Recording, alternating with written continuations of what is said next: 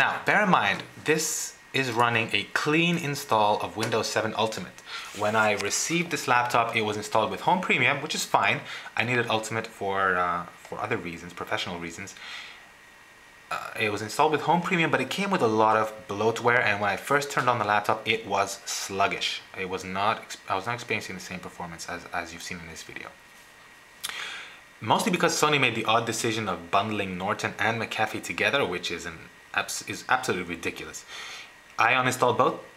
I think they're huge performance hogs. I don't have an antivirus running on this clean install. You could opt to, instead of doing a clean install, just remove those applications and remove all the extra Sony bloatware that will come installed with your laptop, such as a huge toolbar that ran across over here, which you don't need with Windows 7. You have everything you need down here, and it came installed with Sony media software, Vaio Assist, which is always running in the back. It comes with a lot of stuff running in the background you don't really need. There are optimization guides on the notebook review forums. There are tips on which processes to turn off in Windows 7. I didn't do any of that. All I did was a clean install of Windows 7 Ultimate, and I installed every single utility on the Sony website except for VaioCare. I have everything else installed, and it is running beautifully, absolutely beautifully. I would recommend you do the same. Even if you have Home 7 Premium, I would download the ISO from Microsoft, burn a CD, and install Home Premium with the key provided with your laptop.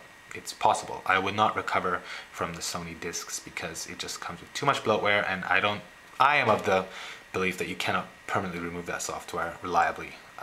A lot of people would disagree with me on that point. I would do a clean install. You'll experience excellent performance. Before I did the clean install, apart from general sluggishness, when I was in the control panel, I started moving around between these options. A strange sound would come from the speakers, like a hissing sound, every time I moved between a window. This is probably related to the mic issue reported on Notebook Review as well. Because as soon as I muted the mic, that problem went away. Now, after I did a clean install, that issue never surfaced again. So it's most likely a driver issue with this model, or with some of the software that's installed or the configuration that's installed. I wouldn't worry about it. I have not had the issue again after I cleaned up the installation. I'm going to keep Chrome open in the background. I'm going to close iTunes over here, and again, I have MSN running, and I'm going to open Call of Duty. And I'm going to show you real quick how that runs. I'm not a gamer, but I do have a couple.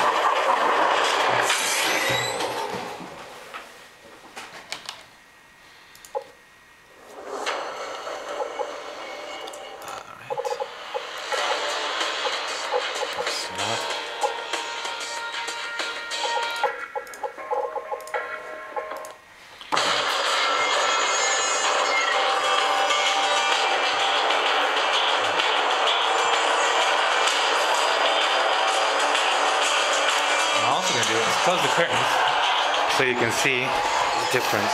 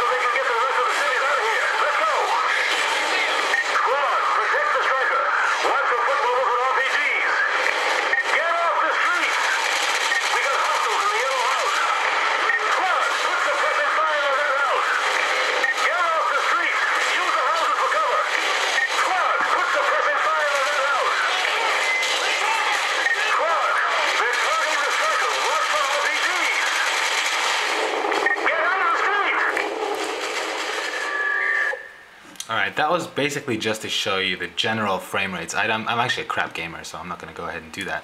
But it's running at 1360 by 768 resolution, and everything else is on full detail.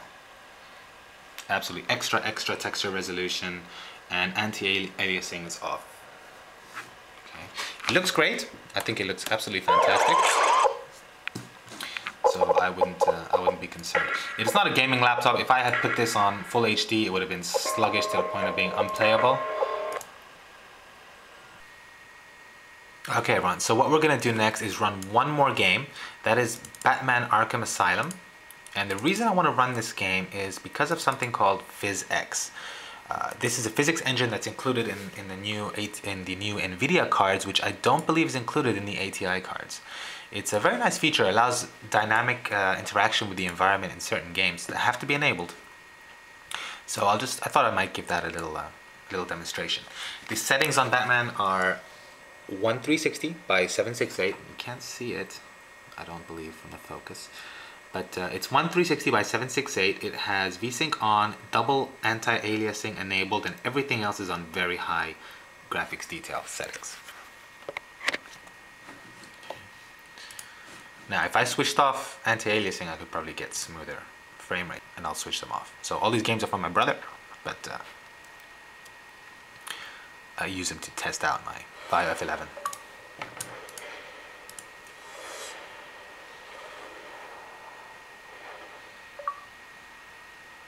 There's the physx logo in the bottom right hand corner.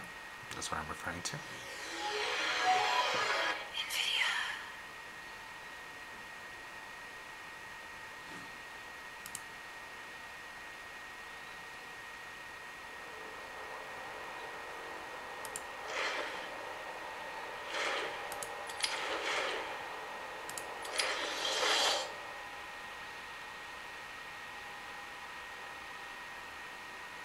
Okay, here we go.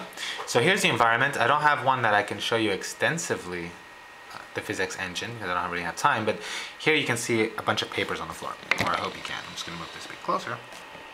Now, if I run through this, let's turn around, you could see, I don't know if you caught that, but the papers start flying around. Because Batman's running over them, they interact with his movements, and then they start flying around as if they're being blown around by wind and stuff. So if I turn around, you can see that. You might have to look carefully here. I can see it very, very clearly, but on the camera you may not. So these papers interact with Batman. He flips them over while he's walking through. If you did not have a physx enabled card, such as an ATI card, that effect wouldn't be visible. And I hope you can see it. I really don't know if you can.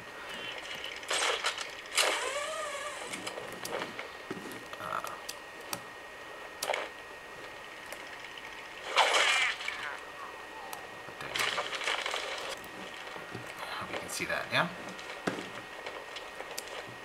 And there you go. That's a demonstration of physx, and you can see that the frame rates here are pretty good. I don't see any lag here. There you go. The trash can is a good example. It's every time Batman hits it, it's being tossed. And if you did not have physx, that would not have happened.